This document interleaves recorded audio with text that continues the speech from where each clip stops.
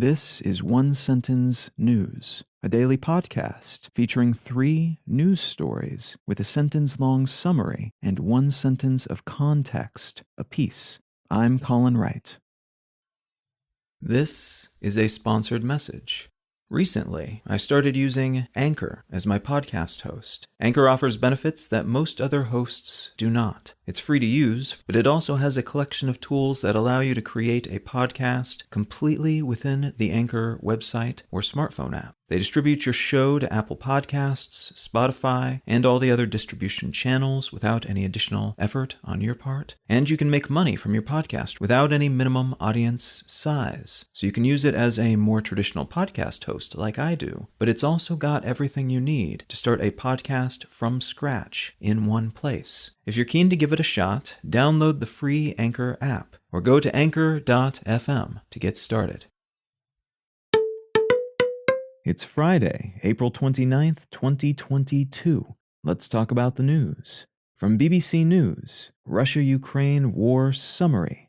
There have been hints, but no official confirmations, of Ukrainian drone strikes, which apparently resulted in little or no damage just across the border in Russia. Several European nations are now either paying for Russian gas in rubles, as the Russian government has demanded, or paying in euros or dollars via a Russian bank, which then pays their bills in rubles for them, in order to avoid having their gas shut off, as was the case in Bulgaria and Poland. And Chinese drone manufacturer DJI has announced it will be temporarily suspending sales in both Ukraine and Russia, following reports that its drones have been used by militaries on both sides, almost certainly to avoid complications and restrictions it might face if it's labeled a weapons manufacturer. There have been other scattered reports coming from the Russian-controlled Moldovan breakaway province, Transnistria, which is located between Moldova and Ukraine, that Ukrainian drones have been spotted making sorties into their airspace. Transnistria is notable for housing a large stockpile of ammunition, allegedly the largest in Europe, with Russian soldiers on hand to guard it. So there's a chance this could be nothing but rumors, but there's also a chance Ukraine is thinking about opening up a new front in the war themselves on their southwestern flank at some point.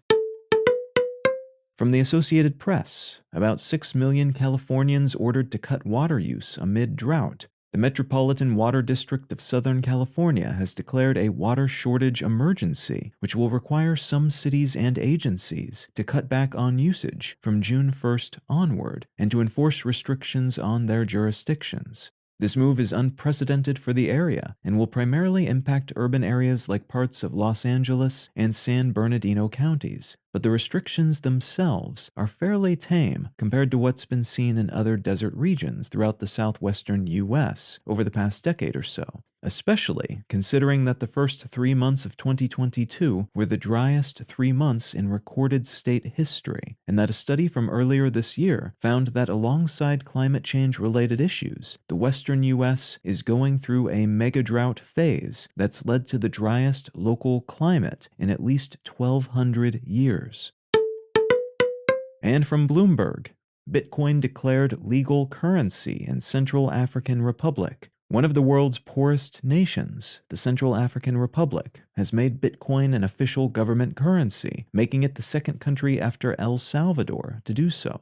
The Central African Republic's economy is not doing great in the wake of years of conflict and political turmoil that have negatively impacted their global reputation and ability to access credit and international monetary systems. Only about 11% of the country's 5 million-ish residents have internet access, so it's unclear how broadly popular this move will turn out to be. But the theory amongst some analysts at the moment is that, as was the case in El Salvador, Bitcoin is a means of having more control over their money supply and paying for international loans using their own currency, rather than currencies owned by other governments. So this may be less about selling locals on the dream of crypto fortunes and more about using Bitcoin as a medium of exchange in the hopes of opening up new financing and investment options.